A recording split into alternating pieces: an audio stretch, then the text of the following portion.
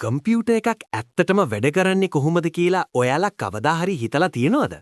ඒක හරියට අපි ආසම කරන රසම රස මැංගෝ ජූස් එකක් හදනවා වගේ වැඩක්.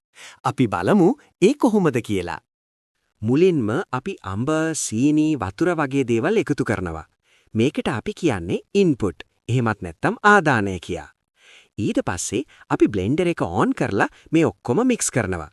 ඒක තමයි ප්‍රොසෙස් එක. ඒ කියන්නේ සැකසුම. අන්තිමට අපිට බොන්න පුළුවන් රසම රස ජූස් එකක් ලැබෙනවා. අන්න ඒකට කියනවා අවුට්පුට්. එහෙමත් නැත්නම් ප්‍රතිදානය කියලා. කම්පියුටර්ස් වැඩ කරන්නේත් අන්න ඒ විදිහටමයි. මේකට කියන්නේ IPO සයිකල් කියලා. ඉන්පුට් අපි කීබෝඩ් එකෙන් හරි මවුස් එකෙන් හරි කම්පියුටර් එකට දත්ත සහ උපදෙස් දෙනවා. ප්‍රොසෙස් ඊට පස්සේ කම්පියුටර් එකේ මූලය ඒ කියන්නේ CPU එක අර දත්ත ටික ප්‍රොසෙස් කරනවා.